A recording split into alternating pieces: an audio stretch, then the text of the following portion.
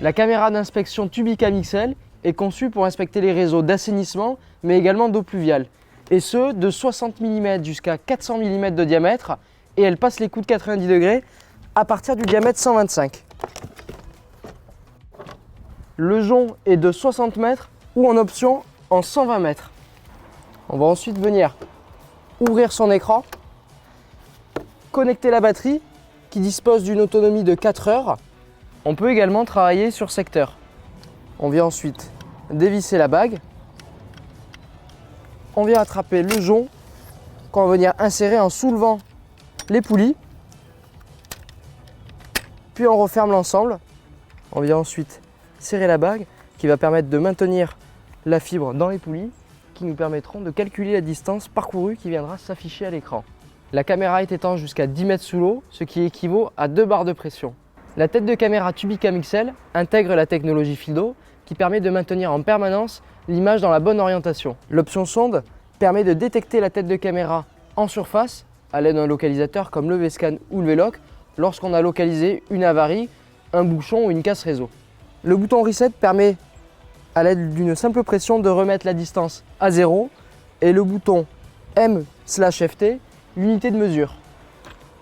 On vient insérer le cordon de liaison au niveau de la régie, il y a bien sûr un détrompeur et on visse pour maintenir la connectique. Même procédure au niveau du touret, on insère et on vient visser.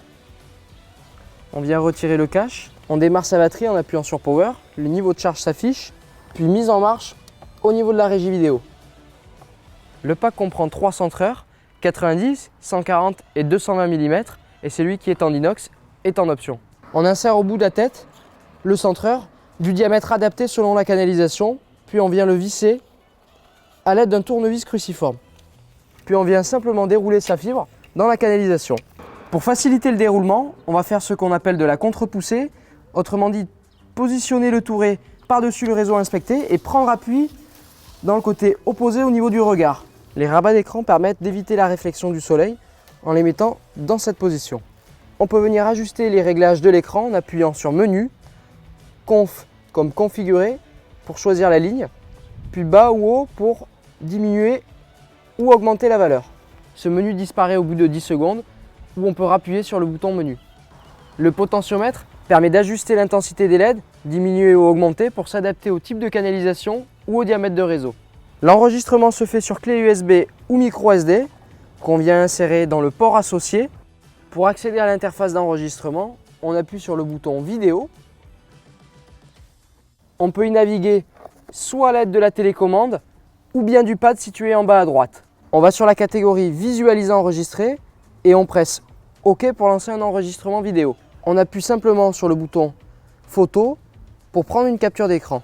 On peut incrémenter sur la vidéo des commentaires audio en appuyant sur le micro. Comme sur un ordinateur, veillez à aller sur Retirer USB pour pouvoir l'éjecter en toute sécurité. Les précautions d'usage sont par exemple de bien rincer son jonc lorsqu'on le rembobine, de dévisser sa tête de caméra afin de la ranger dans la mallette. Pour travailler sur secteur, on se branche directement au niveau de la régie vidéo sans passer par la batterie. On replie les rabats d'écran et on veille à assécher toutes les zones dans la partie de la mallette afin d'éviter la condensation une fois fermée ou bien de la laisser s'aérer en fin de journée.